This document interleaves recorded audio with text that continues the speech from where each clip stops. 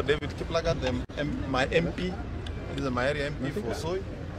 Honorable CPA Julius Ruto, Member of Parliament for Kusis, and Honorable Engineer Joseph Redmengi, the MP for Mgwen. Among us members of County Assembly, I'm told that they were locked out.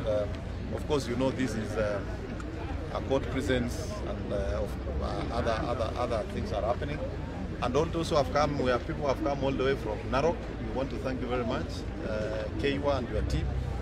And the people who have come from Laikipia, we want to say thank you very much.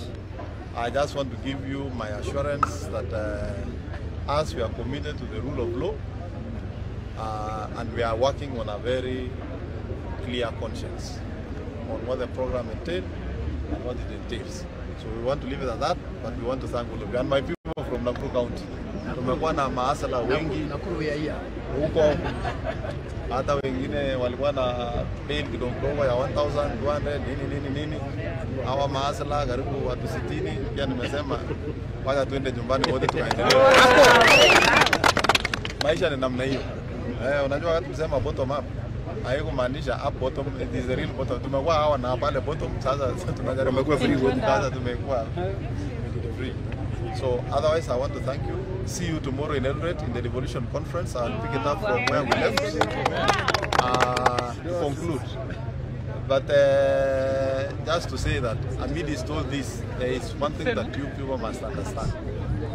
That devolution is real, devolution is working, and the conference is giving Kenyans the opportunity to criticize what has happened in devolution for the last 10 years, and an opportunity now of where do we go in the next 10 years of devolution. And for those of us in the devolution family, we firmly believe in devolution, and we have seen the commitment of national government. In fact, I want to tell the governors who are running counties, this time round, they are very lucky that they have a national government administration that believes in devolution. And I say that because the current national government, under the leadership of President William Ruto and the Deputy President, Rigathi Gachagua, have made sure that there is no money meant for counties that has delayed the release. In fact, as we speak, the release of funds to counties is up to date. So, unlike us, where we had so many challenges of delays in disbursement, they have a golden opportunity to accelerate service delivery. They have a golden opportunity to restore the business community confidence doing business with counties. Don't forget, ladies and gentlemen, it reached a point where when people do business with county, they always think of the risks that accompanies the non-payment from county governments. And as so many people have talked about, probably people thought it was governors who are making it impossible for them to get their payments, but it is now evident that the delay in disbursements was the one creating a problem. So we also want to urge financial institutions who finance contractors and service providers to counties that we are now in a dawn of a new era where releases for counties are done timely.